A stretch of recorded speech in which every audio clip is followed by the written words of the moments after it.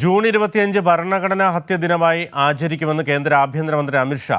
ഇത് സംബന്ധിച്ച വിജ്ഞാപനം കേന്ദ്ര സർക്കാർ പുറത്തിറക്കി. 1975 ജൂൺ 25 അടിയന്തരാവസ്ഥയെ ഓർമ്മപ്പെടുത്തിയാണ് ഈ ദിനം ഭരണഘടനാ ഹത്യ ദിനമായി ആചരിക്കുന്നതെന്ന് അമിത്ഷാ എക്സിലൂടെ അറിയിച്ചു. വിവരങ്ങൾ സ്വാതി നൽകും. സ്വാതി, എന്താണ് കൂടുതൽ വിവരങ്ങൾ?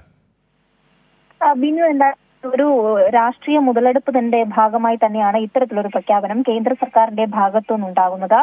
രാജ്യത്ത് അടിയന്തരാവസ്ഥ പ്രഖ്യാപിച്ച ജൂൺ 25-നെയാണ് ഭരണഘടനാ ഹത്യ ദിനമായി ആചരിക്കുമെന്ന് ഇപ്പോൾ കേന്ദ്രം വിജ്ഞാപനത്തിലൂടെ പുറപ്പെടുവിച്ചിട്ടുള്ളത്. ഇത് കേന്ദ്ര ആഭ്യന്തരമന്ത്രി തന്നെ അമിത്ഷാ തന്നെ എക്സിലൂടെ ഇക്കാര്യം അറിയിക്കുകയായിരുന്നു.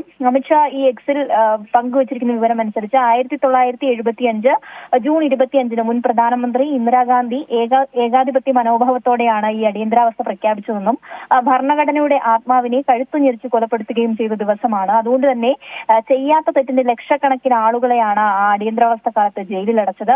മാധ്യമങ്ങളെ അടക്കം വായ്മൂടിക്കെട്ടാനുള്ള ശ്രമം നടത്തിയെന്നതൊക്കെ പരാമർശിച്ചുകൊണ്ടാണ് ഇത്തരത്തിലൊരു പ്രഖ്യാപനത്തിലേക്ക് കേന്ദ്രം എത്തുന്നത് എന്ന് അടക്കം പറഞ്ഞുകൊണ്ടാണ് ഇപ്പോൾ അമിത്ഷാ എക്സിൽ ഈ വിവരം പങ്കുവച്ചിട്ടുള്ളത്. അതേസമയം ഇതിനെതിരെ വലിയ വിമർശനങ്ങളാണ് രാജ്യമെമ്പാടും ഉയർന്നത്. പ്രത്യേകിച്ചും ഈ BJP സർക്കാരിന്റെ കാലത്ത്, മോദി സർക്കാരിന്റെ കാലത്ത് അടിയന്തരാവസ്ഥയ്ക്ക് സമാനമായ സാഹചര്യത്തിലൂടെയാണ് രാജ്യം കടന്നു പോകുന്നതെന്നും അതിനെ മറച്ചുവെക്കാനുള്ള മറ്റൊരു രാഷ്ട്രീയ മുതലെടുപ്പാണ് ഈ പ്രഖ്യാപനം എന്നടക്കമുള്ള വിമർശനങ്ങളാണ് ഉയർന്നത്. നമുക്കറിയാം, രാജ്യത്തെ തന്നെ ED ഉപയോഗിച്ചുകൊണ്ടുള്ള പ്രവർത്തനങ്ങൾ ദുരുപയോഗം ചെയ്തുകൊണ്ട് പ്രതിപക്ഷ നേതാക്കളെ അടക്കം എതിർത്തുകൊണ്ടുള്ള പ്രവർത്തനങ്ങൾ, മാത്രമല്ല മാധ്യമ പ്രവർത്തകർക്കെതിരായും സാമൂഹ്യ പ്രവർത്തകർക്കെതിരായിട്ടൊക്കെ ഇത്തരത്തിലുള്ള ഭരണഘടനാ ഹത്യാ ദിനമായി ആചരിക്കുമെന്ന് കേന്ദ്ര ആഭ്യന്തരമന്ത്രി അമിത്ഷാ.